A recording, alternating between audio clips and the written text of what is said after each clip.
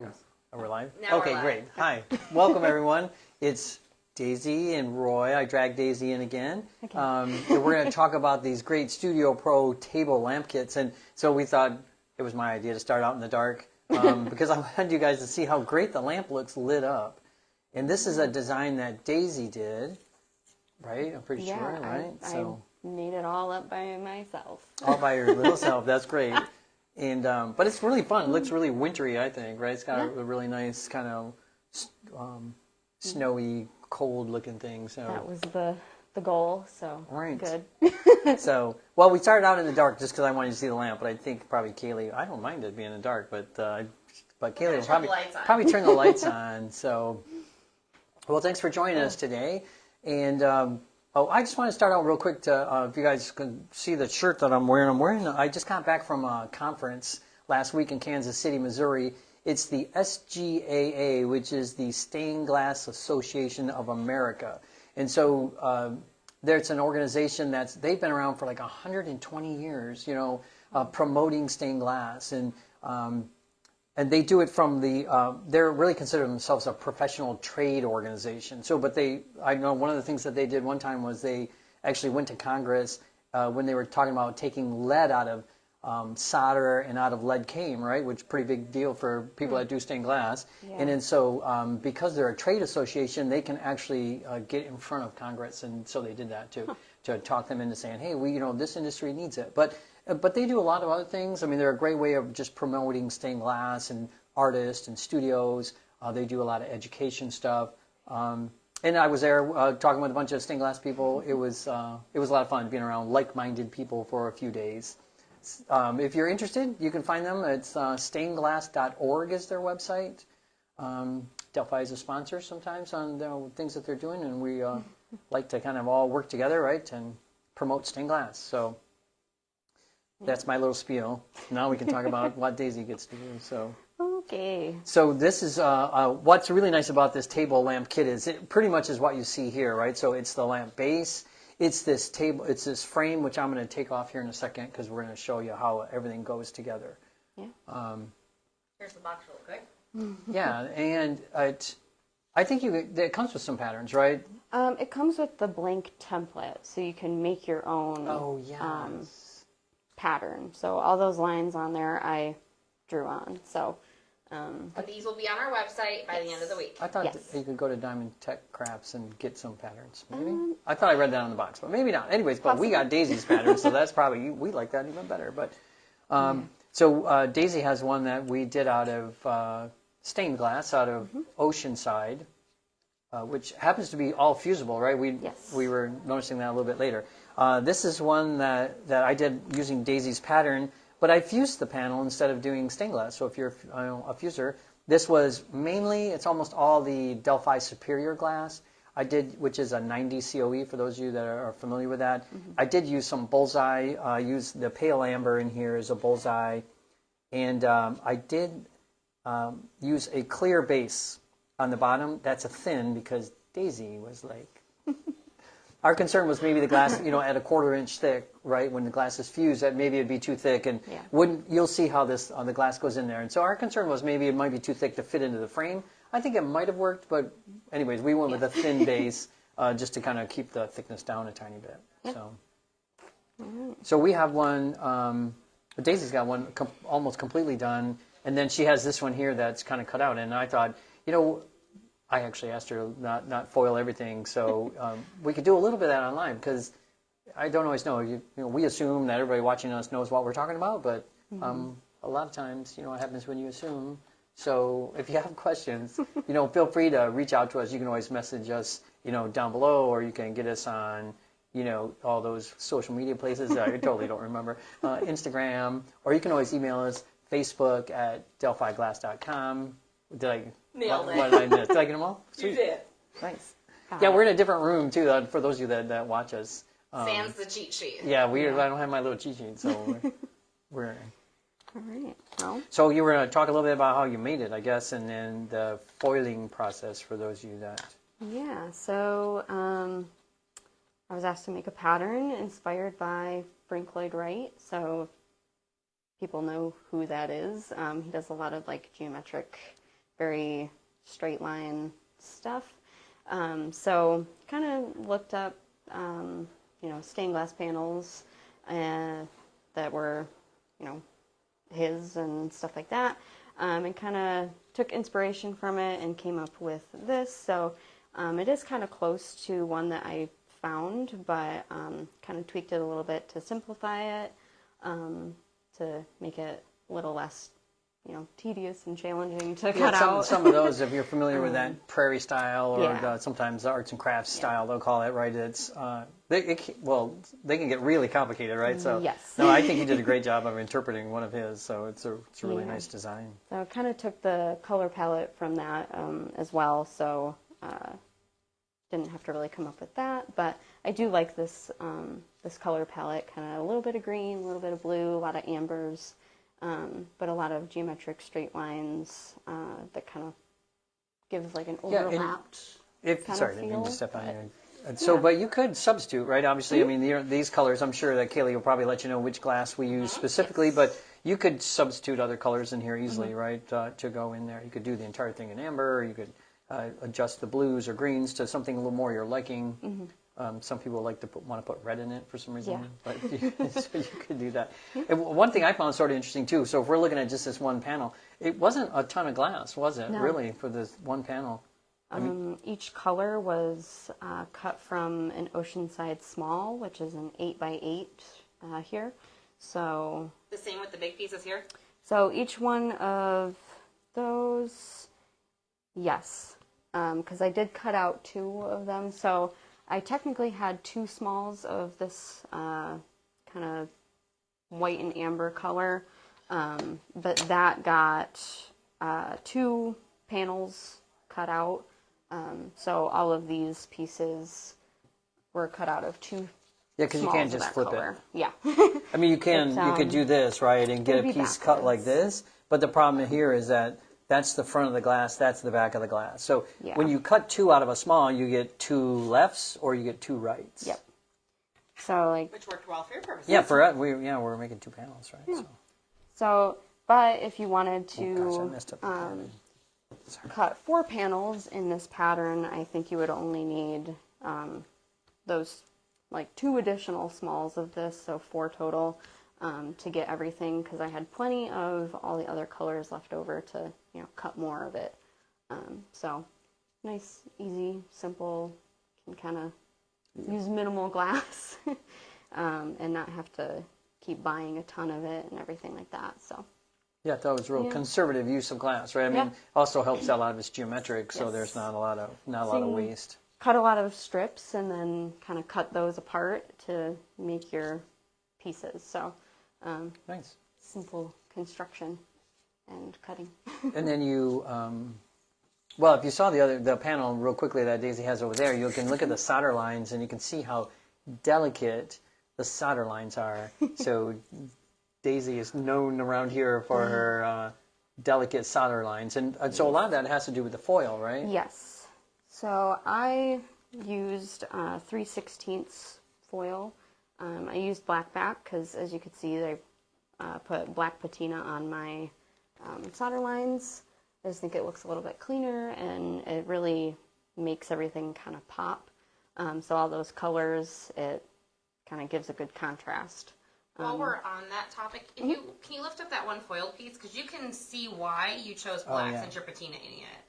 Yeah, so you can kind of see the backside of that foil a little bit.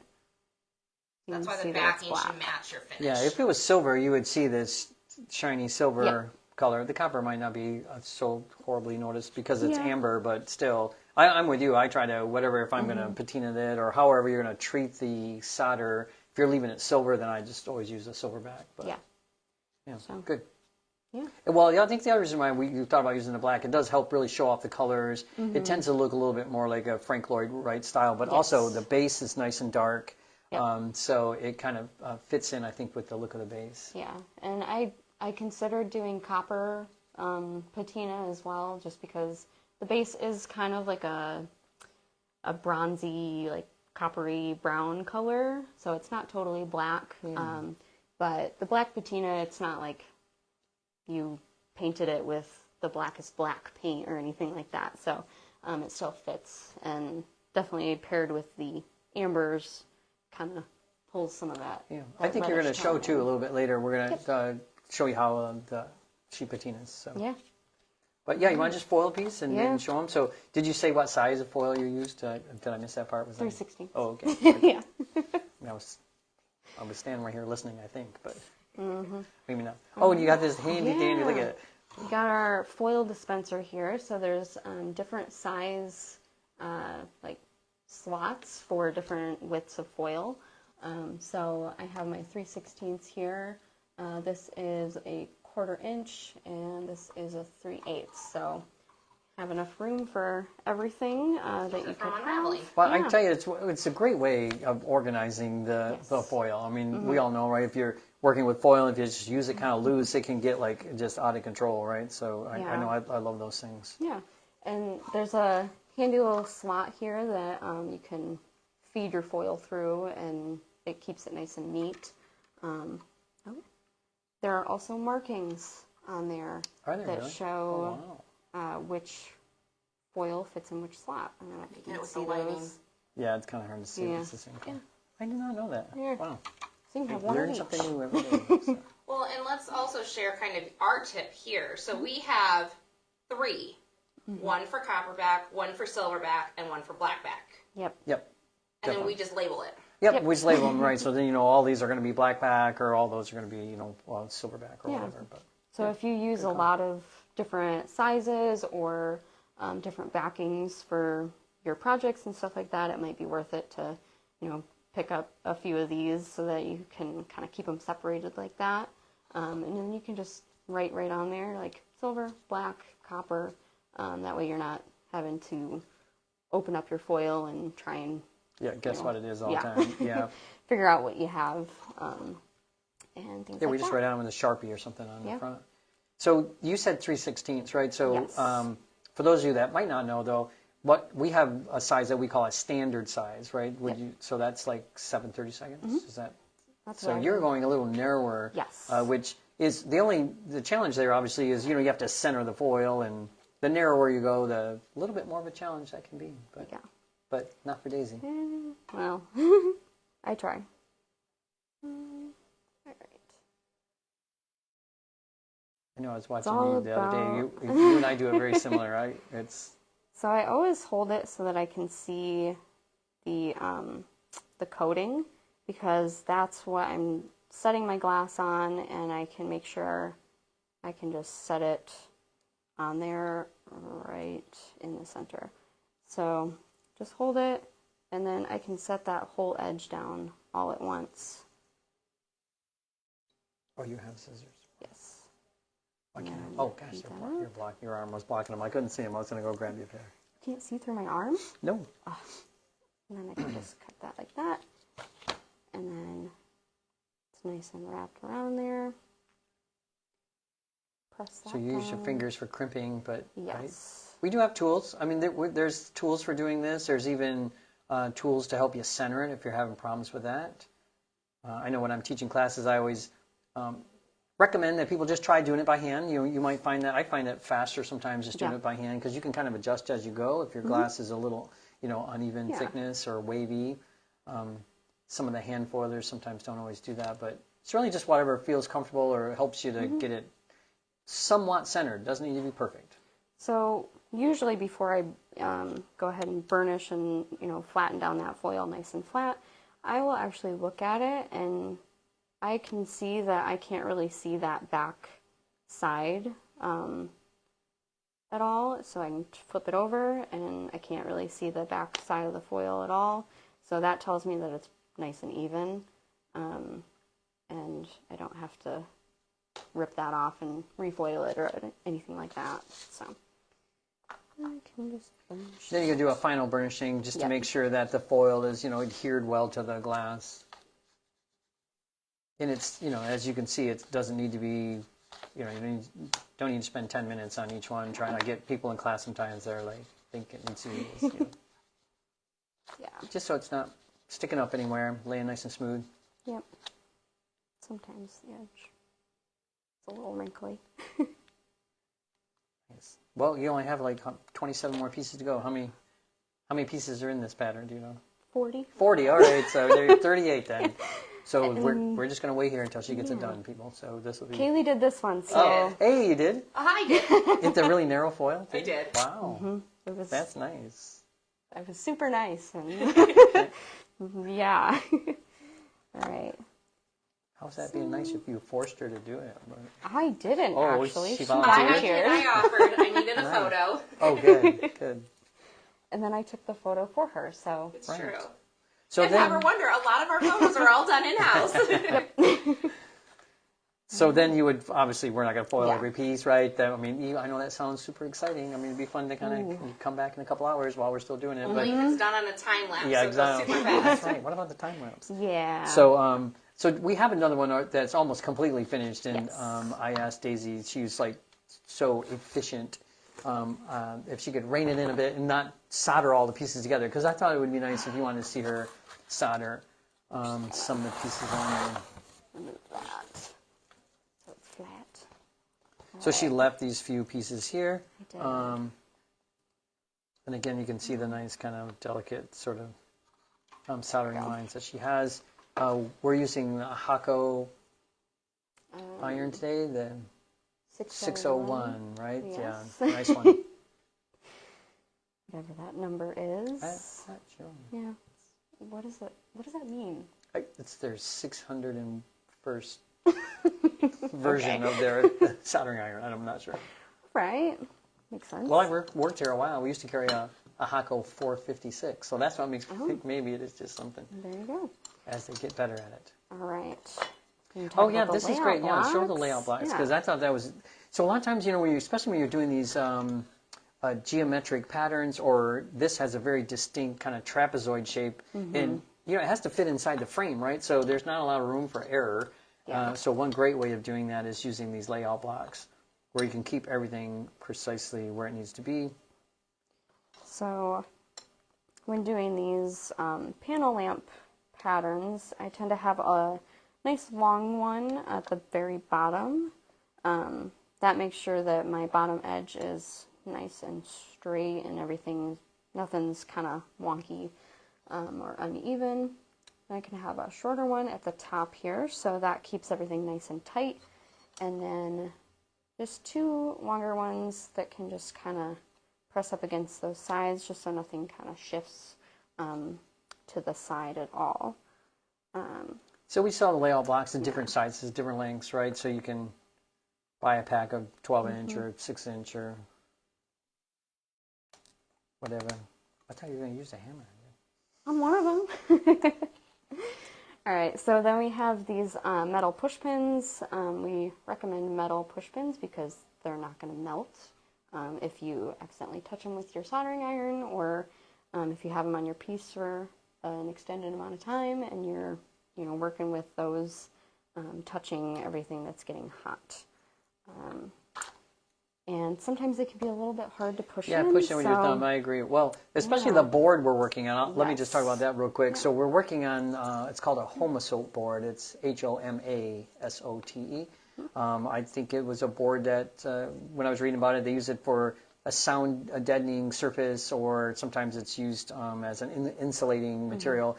But we sell it like this in a 24 by 24 inch square, and there's a few really nice things about it. One in particular is this. I mean, you can pin into this. Yes. I tell people a million times, I bet, and it doesn't just break down. But that does make it sometimes a challenge to just, I know I'm the same way, even with my thumb, sometimes it's hard to push it in. Yeah. I've seen you use a solder roll. Yeah, I use whatever I got handy besides my thumb and to push it in. So I'd use a pair of scissors if I could. Yeah. And push it in.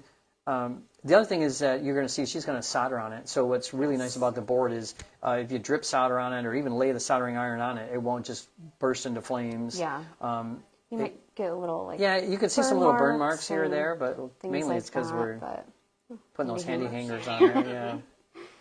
Yeah. But and then same deal, right? You can solder on this thing, you know, like practically forever. And then you know, if it starts to get bad, just flip it over and you got another side. Yes. So.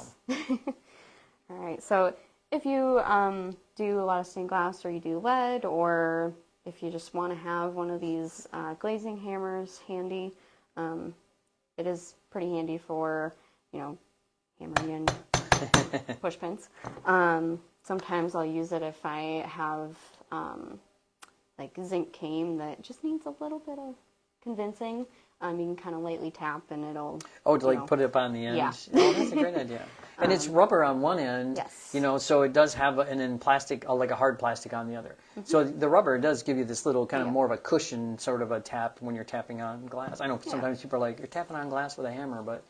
not like sledgehammering it or anything, so... All right, so I don't think I need these other ones at the moment, so I'm just going to... I mean, you normally you would if you had like Yes. everything all out, right? Yep. You probably would have pinned it all down just to make it easier. Yeah. And Using some that is gel the- flux, right? The Glass Pro. that is the flux that I like using, so that's what I have in this little dish here. So I'm going to just put that right on my exposed copper foil, because we can't solder onto foil without putting flux on there first, because it will not want to hold on to the solder. Yeah, the flux does a couple of things. It's it cleans off any oxidation that occurs onto the copper so that the solder will stick to it easier. But it also, like the name flux, it just allows the solder to flow and melt easier. Yes. And we've got some Mastercraft 6040. This is what we use in our classes. It's a nice price point usually, and it flows really nice, and it just kind of makes it a lot easier to get a nice looking solder line. Especially for copper foil, I think, Yes. you know, the 6040 solder, as Daisy's pointing out, it flows really well. It's got the, because of the melting temperature of the solder, it'll just melt and stay liquid a little bit longer, which makes it, in theory, easier to get smooth looking solder seams. So. Yes.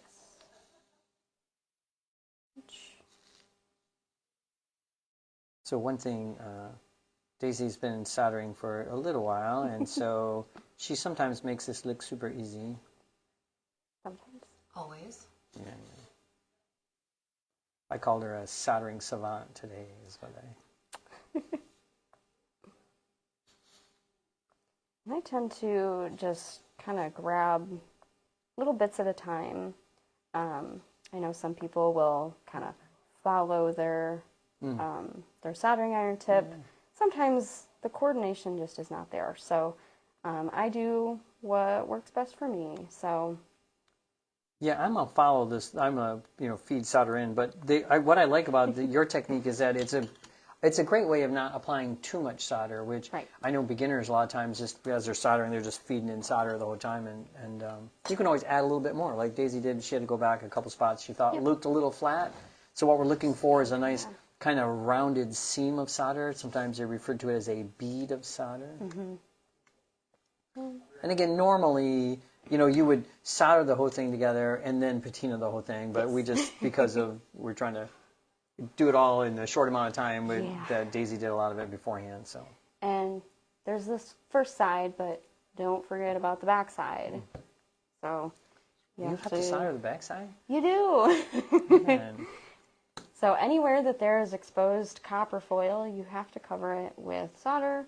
Otherwise, it's not going to stay together, of course, because there's nothing that's holding it together. And if you leave your piece just copper foiled for a long time without anything on it, it's just kind of sitting out in the open, you will get that oxidization that we're always talking about, that the flux kind of helps clean off.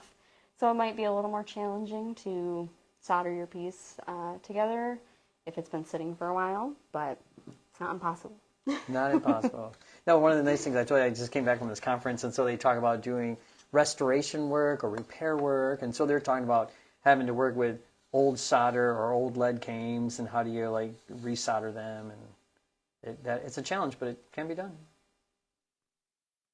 It takes patience.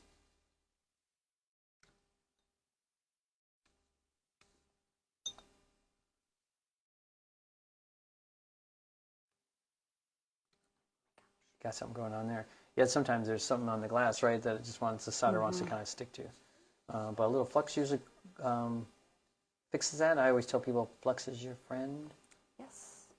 If You ever have solder that just hangs out on the glass, and you can always scrape it off, but if you just take a little bit of flux and dab it on there, you can just pull it right off. And it shouldn't leave any kind of like residue or anything. Something I've learned in my classes that I've taught. Yeah, that's one of the advantages of teaching classes, right? You see everything. You Yes. see like everything that goes right and everything that goes wrong. So Figure out little tips and tricks on Yeah. how to fix things. And So- now on the outside there, you're doing what's called tinning, which is just, where the exposed copper is at. You'll see her do it down here. We're just trying to change it silver, right? Because we don't really care too much what that outside edge looks like, because it's going to be covered in the frame, but we're still going to cover it with solder. So, and you can see it doesn't take hardly any solder at all just to kind of run across that. Again, the term is called tinning. So if you... Oh, puppy. Yeah. So, and then there's the actual edge. So remember I said that you want to cover everything that is exposed copper. So we do want to go along there with some flux. And we are going to cover that up as well. Yeah, it gets tricky, right? When you're doing something that is... We should have had the panel vise. Oh, man, I know. That would have Dang. I know we have all these all these little tools to make this stuff easier. We forget sometimes.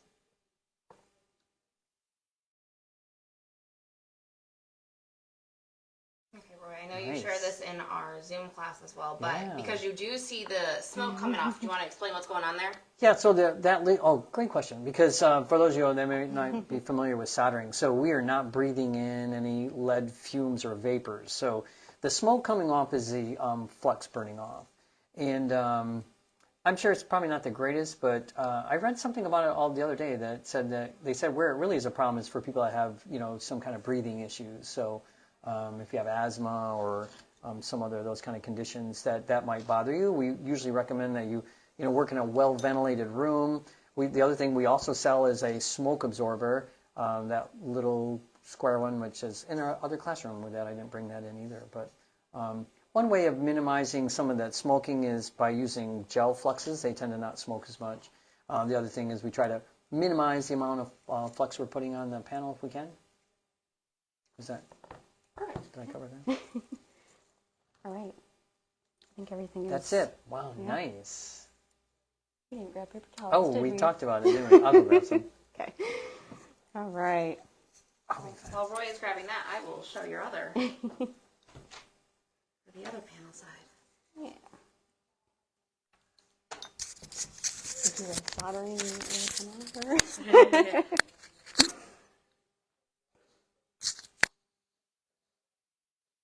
Such a perfectionist. I've let go of a lot of it since working here, but there's still a little bit. All right.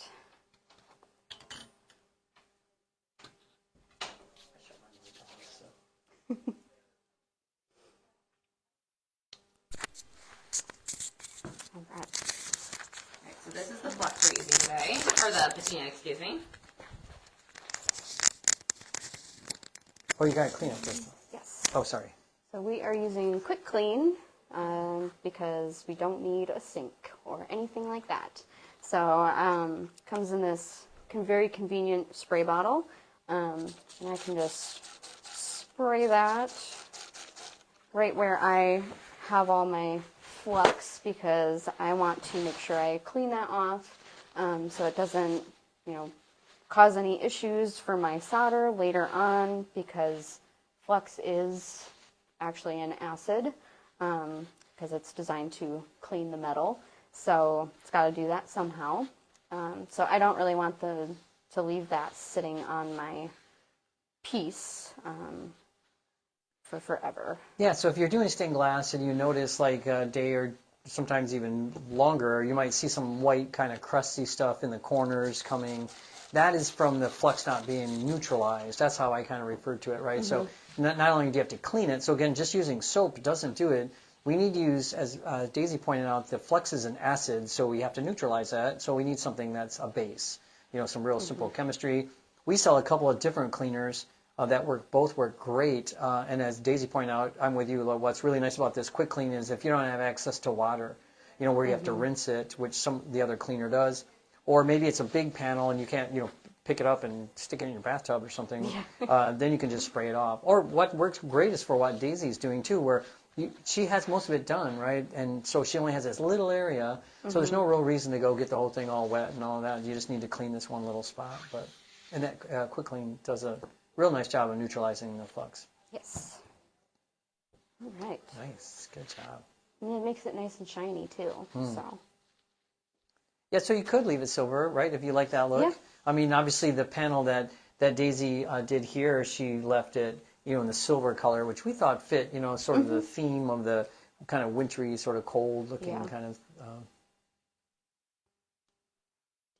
patina. So let's talk about a couple things with the patina. So it's funny is that, if you guys have watched these Facebook Lives before, if Val was in here, you'll notice a lot of times Val and I don't always do things exactly the same, which is good because, there's not one perfect way of doing anything. But I've noticed a lot with Daisy that her and I do things that are really quite similar. So we treat patina almost the exact same way. There's lots of different ways of applying patina, but and Daisy's just going to show you one way, but her and I both think it's pretty effective. So yeah, so I haven't always done patina this way, and I don't always do patina this way. Sometimes I will just take a paper towel and kind of, get it on there and just wipe it on. But for this panel, I just take my patina. Don't need very much, so I'm going to go kind of slow. Just pour it right on there. And then just take a toothbrush, dollar store, works great, and just kind of push it around. And you can see how pretty instantly it turns that silver black. yeah, you could use, so people, Daisy pointed out, sometimes people use paper towels. You could use a cotton rag, like an old T-shirt. People use those foam paintbrushes or just regular paintbrushes. Q-tips. Yeah, Q-tips. I've used Q-tips before when I was trying to be a little more careful of where I was placing it. Yep. But if you're really trying to get a really nice rich color, I found that pouring it on is really one of the best way of getting the color a little richer. But, it's a matter of opinion, right? I mean, what sort of look you want. Yeah. Kathy says she has problems with it when she does it like that. Any suggestions? What sort of problem? I wonder, is it Are you just thinking it's not dark enough or something? So here's one of the things about black patina, and this is, again, something I've sort of noticed is that a lot of times it might not grab it just totally black at the very beginning.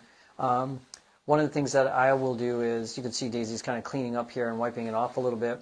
I'll reapply the patina before I do anything else, right? So sometimes I let this set or dry a little bit, and I sometimes leave it overnight even. The key is you need to rinse the patina off or clean the patina off, which... She's saying it stains her glass. Oh, well then, so there's a situation then that you might want to be a little more delicate about how you apply it. I mentioned earlier that sometimes I use a Q-tip or sometimes people use little paintbrushes, narrow paintbrushes, because some glass is more susceptible to that than others. I've only noticed it really with irid. Yeah, I've noticed it with irids a lot of times, but I've seen a white before do it. So, and that left it. It almost looked like it was iridized, right, where the stained glass where the patina had gotten on the white. So it was weird. Yeah, I know. Unfortunately, it's one of those things that you probably don't know until after you've done it, and then you're like, then you have to make some kind of mental note, like, oh, when I'm using this brand of this glass, don't pour the patina on. But we're not, we haven't had any problems with this one. No. And again, we're using Oceanside for this. Yep. Yep. And you will end up with dirty looking paper towel, rag, whatever you're using to clean off your piece after the patina. And some people do wear gloves at this point. Again, if you're concerned, to me, if the worst thing that'll happen, you get a little brown, you stain your fingers a little bit, but most of it cleans off. But even you can see what Daisy's doing. It's not really. Yeah. Yeah. Well, we often not a clean big our deal. hands with our let-off soap. Yes. Yes. The one with the abrasive. That's a good idea. There we go. Great. It looks. You can't even tell which side did you do. Did you just? Oh fix? gosh, I don't remember. I don't remember. And then, so at this point, so you have a couple options, right? So, well, once the panel's done, personally, again, if I was going to shine this up or polish it, I would let it sit a little while. Let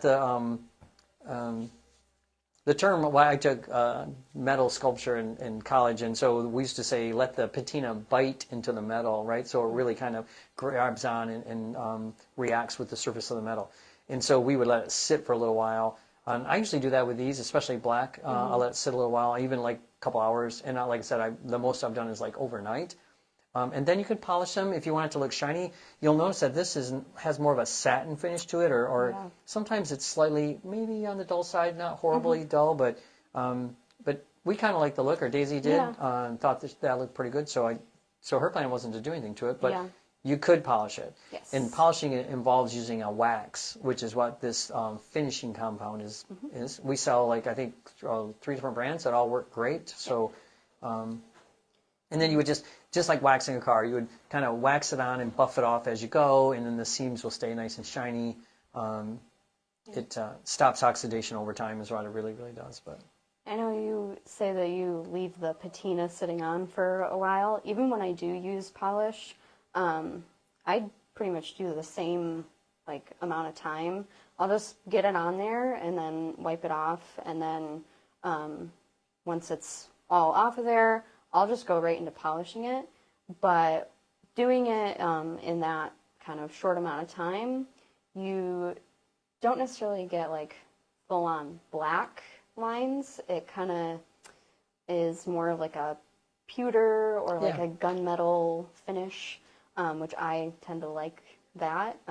But it gets nice and shiny, and it's just a little bit darker than the silver. Yeah, regular silver. So I tend to prefer that, but there's no right or wrong. I know some people will do copper patina first and then come back over with a black patina, and then you'll get that kind of really antique, almost like Daisy was pointing out earlier, this kind of bronze color. Oh, did you? Was I here in the room? No. Oh, that was me earlier. We were debating back and forth how to patina Oh, it. if you wanted to patina it that way. Yeah, I thought about it. So but... lots of ways. The point is, what's personal preference, right? Whatever you want to do. So great job with the panel. So I guess we should probably show how it goes together, right? So that, since I have it over here, let me turn it off. So this one, the finial just unscrews.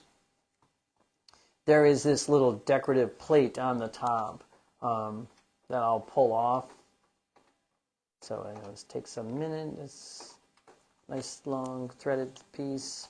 So this is a separate piece that just goes on there. Again, it's just kind of this decorative part that goes on there. And then this slides off. That's what the lampshade looks like. And this is what it looks like from the inside. So you can see these little,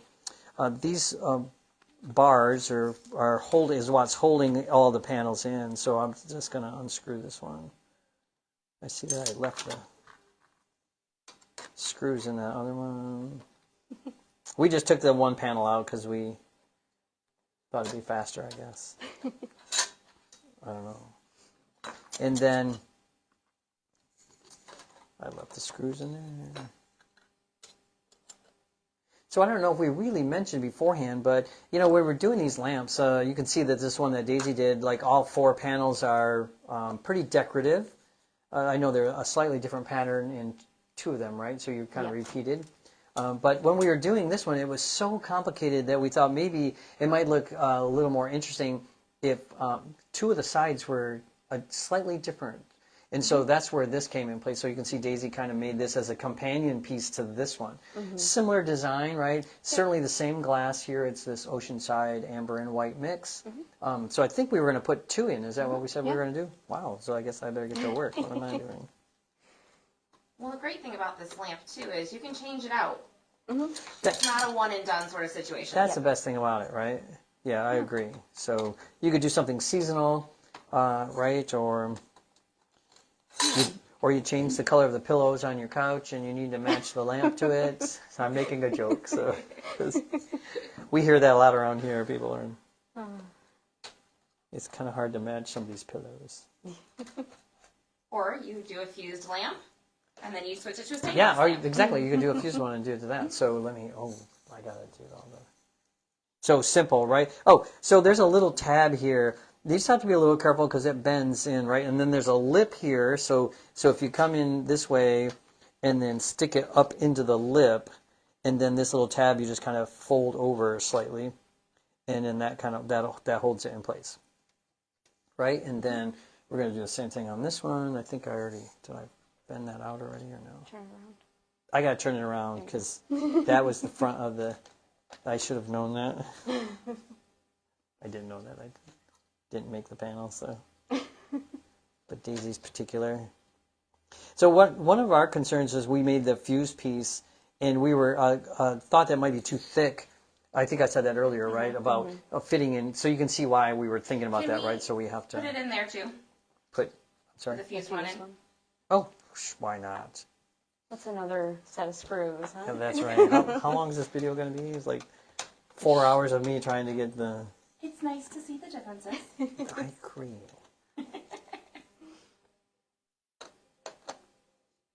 And then we can really see the difference with the thickness. And this will. I know you said bend that thing out. Be really careful. Daisy made all those. If you break it, you have to remove it. I know. I made this one. Well, Isabel helped me here. That works here, so. You can kind of see that thickness when you push Yep. down the tab. Yeah, you can see that it's definitely is thicker. And that, well, Daisy was pointing out, which actually I thought made a ton of sense, actually, to be honest, is the panels are in there, right? I mean, I don't think they're going anywhere. So if you're really struggling with, putting these back on, or maybe you did something that was too thick, you could either get longer screws, because the screws are like this length. So you could get longer screws if their glass was too thick, or Just very carefully turn it over to make sure nothing's going to fall out. yeah, or that was the other thing, right? So Because it is in the lip, you kind of can see. Yeah, Yeah, it's it's sitting definitely up in in that there, and it's kind of pressed down into it. But I mean, you can see that there's a little bit of a wiggle room there. So yeah. if you happen to make your panel even slightly too small, you would definitely want to try and get these bars in there. But if you know that you might have some issues, then you can kind of maybe adjust some things to account for that, and maybe make it just a touch taller or something. Just Like so Daisy it mentioned, gets we in do have the blank template on our website. Daisy is going to be kind enough to give us both patterns to her lamp today.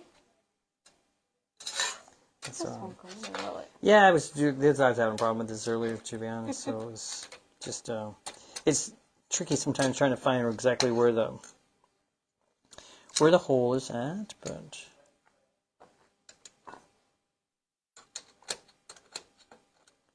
not a lot of room in there.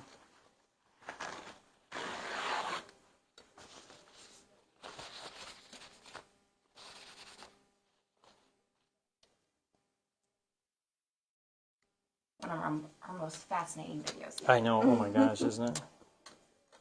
I know I should have gotten. Well, I didn't really. Oh my gosh. Just watch us struggle for. I know. We did. Kind of having flashbacks to. Like I did a repair. We did a repair one time, and I was having this hard time with this one repair. Remember that? Was it? Don't go back and look at that video, people. Oh, I know which one you're talking about. Yeah, it was. Daisy's not having issues. I know. Why is this? I used my fingers. Oh, wow. That might be better, because you get more of a feel for where getting the thing in. Okay, Yeah. that's So. not in there, but it's fine. Yeah, I'll tell you this one. I'm just I'm gonna do it. struggling with. Yeah. My job is not to... I'm purposely not doing very good at this because I didn't want it to be like a sexist thing that only only a man can use a screwdriver, because apparently I can't use a screwdriver. So It's okay. well, if you want to put that other one in, that would be nice. Well, Ooh, I didn't know it was a race, so else I would have. I'll get 2 in by the time you get 1. Oh my gosh, I can't even get a single one. Okay, that one is not. 5 hours later. Should be the SpongeBob meme. Yeah, no.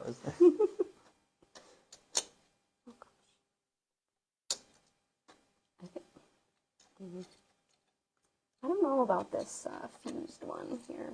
I think it's too thick. It I definitely got it. makes it more difficult. I got it in earlier.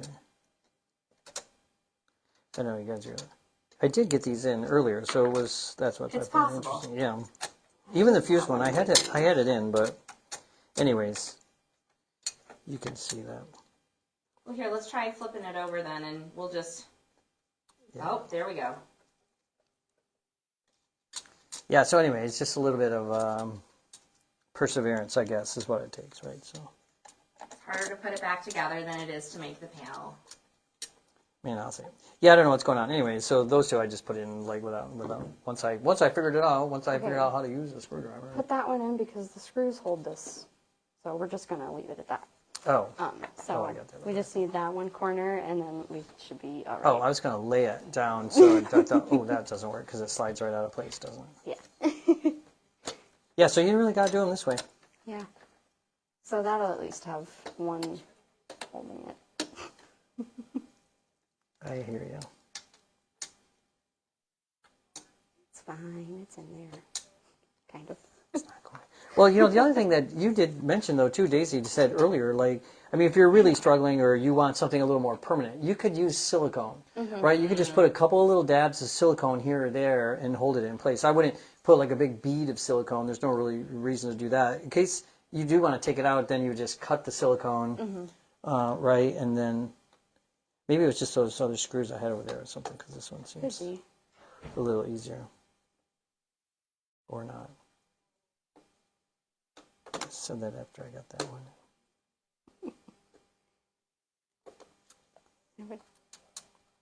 Nope. Okay. Anyways, good enough. It's probably This isn't fine. going anywhere? It's probably fine. Yeah, you heard it. Yeah, there we go. See, look at that. So, and then it slides on there like this. As I mentioned before, it has this nice little decorative plate that goes on top. And then we put the finial on. Daisy, would you be so kind as to Yes. put the lights for us? Oh, we're going to turn the lights off. Oh, yeah. Nice. We'll end it the way we started. Oh, I like that idea. All right. Gorgeous. Wow. Yeah, that really is nice. You haven't seen it lit up. You guys No. come over here and see it, Daisy, right? Ooh. That blue is even really, I like that. I even like it better lit up. That bottom just disappears. Oh, you don't, yeah, that nice border you put on the bottom. Darn. Oh well. I still like it. Oh, I really like it. It's pretty. Yeah, nice. All right. I should have done it the other way so you could have seen that. Oh, yeah, but this way. And then, yeah, that even is a nice pattern, right? That's nice. Very good job. Nice design. Mine is a little dark. I was like wondering how dark that amber was going to be, but Yeah. I don't hate it. Yeah. It's got a nice glow to it. Yeah. Well, one of the things too, sometimes, especially when using, when you're selecting glass for lamps, is how much do you want to see light bulbs? Are you trying to disguise the light bulbs? So I think mine does a nice job of designing, hiding the light bulbs a bit. So. It does look different too because there's no dark lines. Yeah, if you don't see the dark lines from the pattern. But anyways. So if you're really into fusing, you could maybe put a stringer in between each Oh, that's of a your, great idea. and kind of fake those, fake solder contrast lines. lines. Your next project. Nice, boy. yeah. We'll have Daisy whip one out real soon. So. Okay. Well, thanks for joining us today. Hopefully you guys learned a little bit from making these lamp kits, which are, I tell you, they're a great deal for all that you get, and what a great gift they'd make for somebody. So if you have ideas for other things you want to see, let us know. And we'll. I was at the conference. I talked to a bunch of people, and they said they appreciated them, and they said they give like little tips and things from these. So that's what we're doing them for, is really to kind of just give out some information and help you guys. So. Well, we just saw a bunch of hearts come through. So. Oh well, thank you very much. And maybe I'll be back. I'm pretty sure, and. I'm sure I'll be back. Daisy will definitely be back at some other time, and we'll drag Val back too. So, well, till next time.